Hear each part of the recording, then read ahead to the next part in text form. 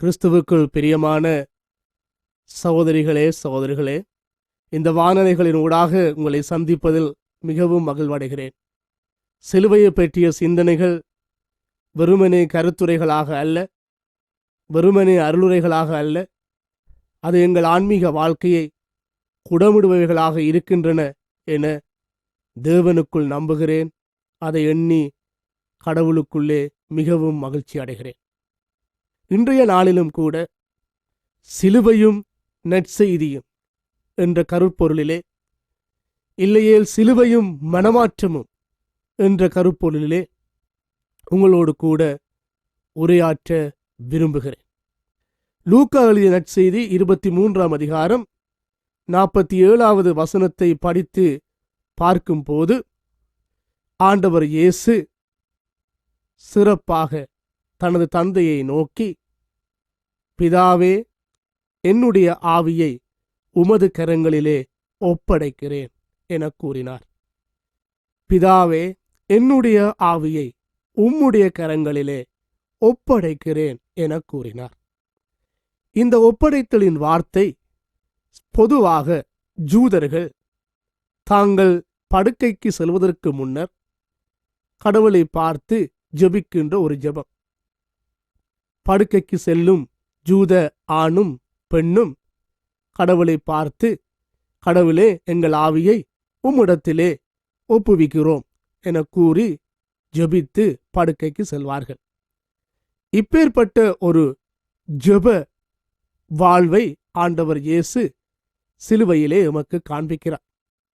இங்கே ஆண்டவர் இயேசு இந்த ஜெபத்தை ஜெபித்த வேளையிலே நடந்த காரியங்களை பற்றி நாங்கள் பார்க்கின்ற போது, நூற்றுவ தலைவன் சிலுவையில் நடந்த எல்லாவற்றையும் பார்த்து கொண்டு இருந்த போது அவன் அங்கு சொல்லுகின்றான், மெய்யாகவே இவர் கடவுளுடைய மனிதன். ஆண்டவர் இயேசு தன்னுடைய ஆவியை பிதாவினிடத்தில் ஒப்புவித்த போது இவைகளையெல்லாம் பார்த்து கொண்டு இருந்த அந்த நூற்றுவ தலைவன் ஒரு பகிரங்கமான ஒரு அறிக்கையை விடுகிறான். அவன் விட்ட அறிக்கை என்னவென்றால், இவர் உண்மையாகவே கடவுளின் மனிதர், தேவனின் குமாரன், நீதிபரர். யார் இந்த அறிக்கையை விட்டான்? இவன்தான் இயேசுவை சிலுவையிலே அறைய வேண்டும், சிலுவை மரணத்திற்கு இயேசுவை ஒப்புக் கொடுக்க வேண்டும், முள்முடி சூடப்பட வேண்டும், சவுக்கினால் அடிக்கப்பட வேண்டும், இயேசுவின் உடல் கிழிக்கப்பட வேண்டும் என்றெல்லாம் ரோம போர் வீரர்களோடு தீர்மான மேசையில் உட்கார்ந்திருந்து இவைகளை எல்லாம் நிறைவேற்றிய இந்த மனிதனே, இப்பொழுது அவன் சொல்லுகின்ற கருத்தை பார்க்கின்ற போது அவன் சொல்லுகின்றான், இதோ இந்த மனிதன் கடவுளின் மனிதன். எனவே இங்கே சிலுவையில் நடைபெற்ற ஒவ்வொரு சம்பவங்களும் இந்த மனிதனுடைய வாழ்க்கையில், சிலுவையில் நடைபெற்ற ஒவ்வொரு நற்செய்திகளும் இந்த மனிதனுடைய வாழ்க்கையில் மனமாற்றத்தை கொண்டு வருகின்ற காரியங்களாக இருந்ததை நாங்கள் பார்க்கிறோம். எனவேதான் சிலுவை பிறரை மனமாற்றம் செய்யுமாறு எங்களை அழைக்கின்றது.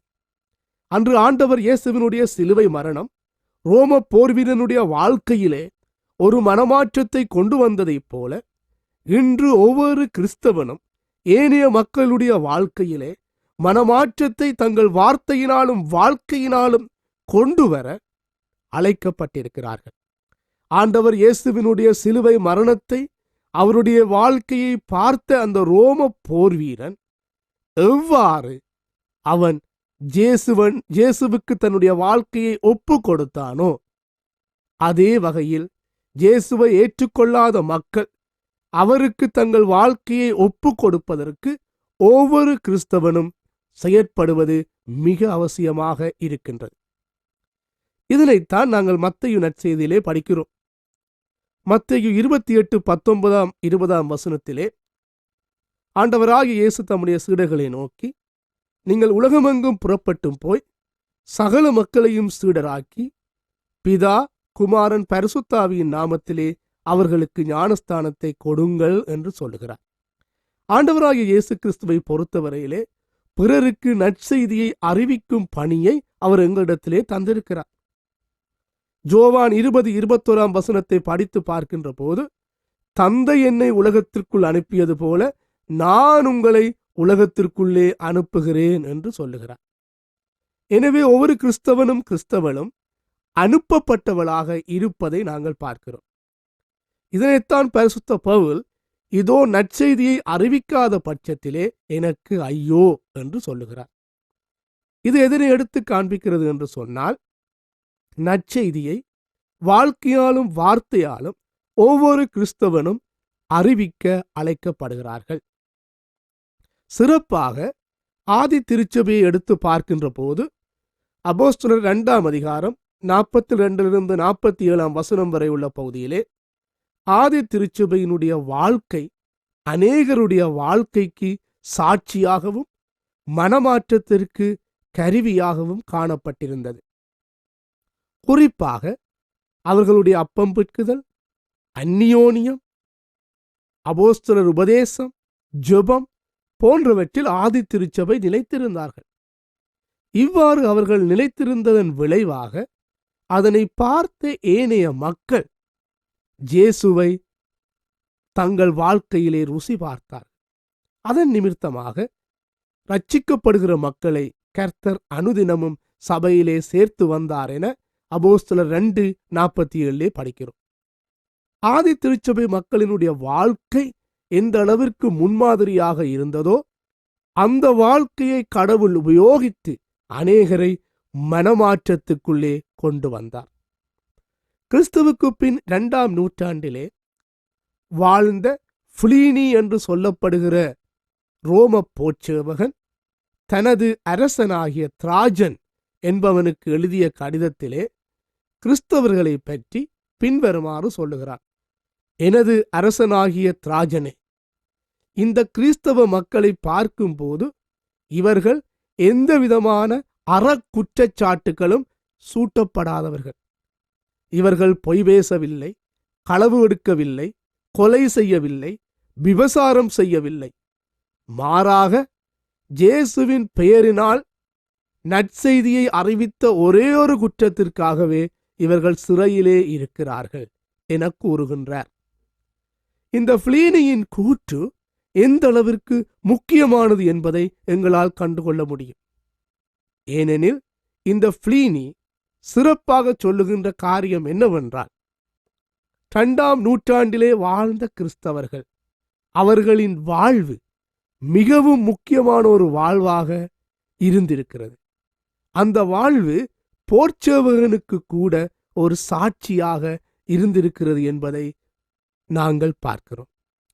கிறிஸ்துவுக்கு பின் 313வது ஆண்டிலே ரோமாபுரியை ஆண்டு வந்த கான்ஸ்டன்டைன்ஸ் என்று சொல்லப்படுகின்ற அரசன் கிறிஸ்தவனாக மாறினான்.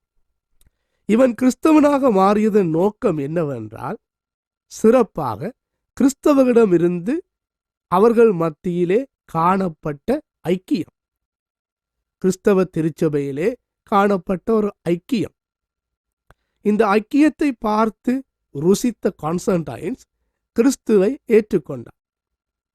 கிறிஸ்துவை ஏற்றுக்கொண்டதன் விளைவாக அவனுடைய அரசு பூராக கிறிஸ்தவம் பரப்பப்பட்டது. இதனால் கிறிஸ்தவர்களை துன்புறுத்துகின்ற செயற்பாடு நிறுத்தப்பட்டது. இதற்கான காரணம் என்னவென்று பார்த்தால், உண்மையிலேயே கிறிஸ்தவர்களுடைய சாட்சி மிக முக்கியமானதாக அமைந்திருந்தது. எனவே அன்பானவர்களே, அநேகரின் மனமாற்றத்திற்கு கிறிஸ்தவனுடைய வாழ்க்கை எந்த அளவிற்கு முக்கியமானதாக இருந்திருக்கின்றது என்பதை சிலுவையும் வரலாறும் எடுத்து காண்பிக்கின்றது. 1998வது ஆண்டிலே ஜிம்பாப்வே நகரத்திலே ஹராரே என்ற பிரதேசத்திலே நற்செய்தியை எவ்வாறு அறிவிப்பது என்பதை குறித்த மகாநாடு நடாத்தப்பட்டது. அந்த மகாநாட்டிலே அநேகரும் பல்வேறுபட்ட முறைகளிலே நற்செய்தியை அறிவிக்கின்ற செயற்பாடுகளை பற்றி பேசியிருந்தார்கள். எனவே இத்தகைய ஒரு சூழ்நிலையிலே சிறப்பாக அங்கு குழுமி இருந்தவர்கள் தற்கால நவீன முறைகளை பயன்படுத்தி நாங்கள் நற்செய்தியை அறிவிக்கலாம் என்று சொல்லியிருந்தார்கள். கணினி முறைகள், மின்னஞ்சல் முறைகள் போன்றவைகள் எல்லாம் இதற்கு ஊடகங்களாக பாவிக்கப்படலாம் என்று கூறப்பட்டது. ஆனால் அங்கே வருகை தந்திருந்த எத்தியோப்பியர்கள் அவர்கள் சொன்னார்கள், நாங்கள் நற்செய்தியை எப்படி அறிவிக்கின்றோம் என்றால், ஆண்டவராகிய இயேசு கிறிஸ்துவின் நாமம் அறிவிக்காத இடங்களிலே 2 பேரை நாங்கள் அனுப்புவோம். அவர்கள் சென்று அந்த இடத்திலே எவ்வாறு வாழுகின்றார்களோ அந்த வாழ்க்கை அனுபவத்தை பார்த்து மக்கள் இயேசுவை ஏற்றுக்கொள்ளுகிறார்கள். அந்த வாழ்க்கை அனுபவத்தை ருசித்து மக்கள் இயேசுவை ஏற்றுக்கொள்ளுகிறார்கள் என்று தங்களுடைய அனுபவ சாட்சியை பகிர்ந்து கொண்டார்கள். இந்த சாட்சியை கேள்விப்பட்ட மக்களுடைய கண்களிலே கண்ணீர் பெருக ஆரம்பித்தது. ஏனென்றால் அன்று சிலுவையிலே ஆண்டவர் இயேசுவின் வாழ்க்கையை பார்த்த ரோம போர் வீரகன் எவ்வாறு ரட்சிக்கப்பட்டானோ அதே வகையில் இன்று கிறிஸ்தவர்களாகிய எங்களுடைய வாழ்க்கையை பார்த்து அநேகர் ரட்சிக்கப்படுவதற்கு ஏற்ற வாழ்வை கிறிஸ்தவர்களாகிய நாங்கள் வாழ அழைக்கப்படுகிறோம். 1958 ஆண்டிலே இந்திய தேசத்திலே டாக்டர் அம்பேத்கர் என்பவர் இருந்தார். இந்திய அரசியல் அமைப்பை வரைவதிலே அல்லது எழுதுவதிலே இவர் அதிகம் பங்களிப்பை செய்திருந்தார். இவர் ஆரம்பத்திலே ஒரு கிறிஸ்தவனாக கிறிஸ்தவ திருச்சபையிலே வழிபட்டு வந்திருந்தார். இவர் பின்னர் கிறிஸ்தவ திருச்சபையிலிருந்து விலகி பௌத்த மதத்தை தழுவினர். இவர் தனிமையாக செல்லவில்லை, மாறாக 30,000 கிறிஸ்தவர்களை அழைத்து கொண்டு இந்த பௌத்த மதத்துக்கு சென்றிருந்தார். ஏன் இவர் இவ்வாறு செய்தார் என்று அநேகர் இவரை கேள்வி கேட்டார்கள். அப்பொழுது அவர் சொன்ன காரியம் என்னவென்றால், கிறிஸ்தவ திருச்சபைக்குள் காணப்பட்டிருந்த சாதி கொடுமைகளும் சிறப்பாக பிரிவினைகளும் பல்வேறுபட்ட தீய செயல்களுமே கிறிஸ்தவ திருச்சபையிலிருந்து விலகிச் செல்வதற்கு என்னை தூண்டியது என கூறினார்.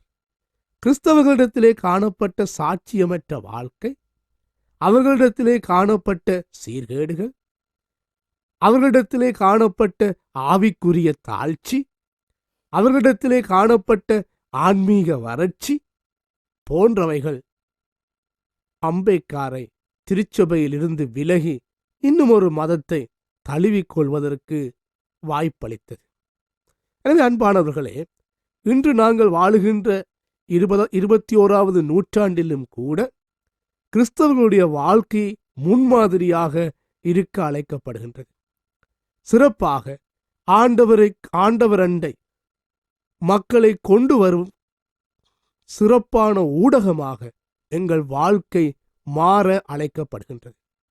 எங்கள் வாழ்க்கை நற்செய்தியை அறிவிக்கின்ற ஊடகமாக மாற வேண்டும். இதனைத்தான் பரிசுத்த பவுலப்போஸ்தலன் சொல்லுகிறார், நீங்களே உயிருள்ள நிருபங்கள், நீங்களே உயிருள்ள நிருபங்கள் என அவர் கொரிந்தியருக்கு எழுதிய கடிதத்திலே எழுதுகிறார். எனவே இந்த வார்த்தைகள் எதை காண்பிக்கிறது என்றால், சிறப்பாக எங்களுடைய வாழ்க்கை முக்கியமானதாக, மற்றவர்களுக்கு சாட்சி உள்ளதாக வாழ நாங்கள் அழைக்கப்படுகின்றோம். இது எங்களாலே மாத்திரம் செய்யக்கூடிய ஒரு காரியம் அல்ல. எங்களுடைய சுயபலனாலே, எங்களிடத்திலே காணப்படுகிற ஆற்றலாலே எங்கள் வாழ்க்கை கடவுளுக்கு பிரியமானதாக அமைத்துக் கொள்ள முடியாது. மாறாக பரிசுத்த ஆவியானவரின் துணை இதற்கு மிக வேண்டும். அப்போஸ்தலர் 1 வசனத்திலே, பரிசுத்த ஆவி உங்களிடத்தில் வரும்போது நீங்கள் பலனடைந்து எருசலேமிலும் யூதேயாவிலும் சமாரியாவிலும் உலகின் இறுதி எல்லை வரை எனக்கு சாட்சியாக இருங்கள் என்று ஆண்டவர் சொல்லுகிறார். இங்கே இந்த வார்த்தை உலகின் இறுதி எல்லை வரை சாட்சியாக இருக்க வேண்டியதின் தேவையை வலியுறுத்துகிறது. எனவே சாட்சியாக நாங்கள் இருப்பதற்கு பரிசுத்த ஆவியானவரின் பலம் எங்களுக்கு வேண்டும், பரிசுத்த ஆவியானவரின் துணை எங்களுக்கு வேண்டும். எனவே பரிசுத்த ஆவியானவரின் துணை இல்லாமல், அவருடைய வரம் இல்லாமல், கிருபை இல்லாமல் நல்வாழ்வை எங்களாலே வாழ்ந்துவிட முடியாது. கடவுளுடைய மனுஷனாகிய 16ஆம் நூற்றாண்டிலே வாழ்ந்த மார்ட்டின் லூதர் என்பவர் பின்வருமாறு சொல்லுகிறார்: ஒரு மனிதன் நல்லவனாயிருப்பதன் மூலம் அவன் நற்கிரியைகளை செய்ய முடியுமே ஒழிய அவன் நற்கிரியைகளை செய்வதனூடாக நல்லவனாக மாறிவிட முடியாது. மறுபடியும் சொல்லுகிறேன், ஒருவன் நல்லவனாக இருப்பதனாலே நற்கிரியைகளை செய்யலாமே ஒழிய நற்கிரியைகளை செய்வதனாலே அவன் நல்லவனாக மாறிவிட முடியாது. அவன் நற்கிரியைகளை செய்கின்ற போது பரிசுத்த ஆவியானவர் அவனுக்குள் இருந்து செயற்படுகிறார். எனவே அன்பானவர்களே, சிறப்பாக நாங்கள் எங்கள் வாழ்வு மற்றவர்களுக்கு சாட்சியான வாழ்வாக இருக்க வேண்டும் என்றால் பரிசுத்த ஆவியானவரின் பலம் மிக அவசியம். ஆப்பிரிக்க தேசத்துக்கு நற்செய்தியை எடுத்துச் சென்ற டேவிட் லிவிங்ஸ்டன் என்பவருடைய வாழ்க்கை வரலாற்றை படித்து பார்க்கும்போது அவர் சொல்லுகிறார், தன்னுடைய வாழ்க்கையில் நற்செய்தியின் பாதையில் பரிசுத்த ஆவியானவரின் துணையின்றி ஒரு படியை கூட நான் எடுத்து வைக்கவில்லை என்று கூறுகிறார். ஆதி திருச்சபை மக்களின் வரலாற்றை படித்து பார்க்கும்போது அப்போஸ்தலர்களுடைய நடவடிக்கைகளிலே பரிசுத்த ஆவியானவரின் செயற்பாடு எவ்வாறு இருந்தது என்பதை பற்றி எங்களால் கண்டுகொள்ள முடியும். எனவே அன்பானவர்களே, சிலுவை எங்களை மனமாற்றத்தின் பாதையில் நடக்க எங்களை அழைக்கின்றது. அன்று அந்த சிலுவையை பார்த்த ரோம போர்ச்சேவகன் தன்னுடைய வாழ்க்கையிலே மனமாற்றத்துக்கூடாக சென்றான். இயேசுவை குற்றவாளி என்று கண்டுகொண்டவன் சிலுவை மரணத்திற்கு பின்னர் இயேசுவை நீதிபரராக காண்கிறான். ஏனென்றால் அவனுடைய வாழ்க்கையிலே இயேசுவினுடைய வாழ்க்கை பெருமளவு தாக்கத்தை ஏற்படுத்தியது. அன்பானவர்களே, எங்களை சுற்றி வாழுகின்ற இயேசுவை அறியாத ஏராளமான மக்கள், தாராளமான மக்கள் இருக்கிறார்கள். எனவே அவர்களுடைய வாழ்க்கையிலே தாக்கத்தை ஏற்படுத்த வேண்டியது எங்கள் ஒவ்வொருவருடைய கடமையாகவும் இருக்கிறது. அவர்களை மனமாற்றத்தின் பாதையினூடாக வழிநடத்துவது எங்கள் ஒவ்வொருவருடைய கடமையுமா இருக்கிறது. எனவே எங்கள் வாழ்க்கை அவர்களுக்கு உப்பாகவும் அவர்களுக்கு ஒளியாகவும் மாறட்டும். அதனூடாக அவர்கள் இயேசுவை காணட்டும். ஜெபம் செய்வோம். அன்பும் இரக்கமுள்ள இயேசு சுவாமி, இந்த நேரத்திற்காக உமக்கு நன்றி செலுத்துகிறோம்.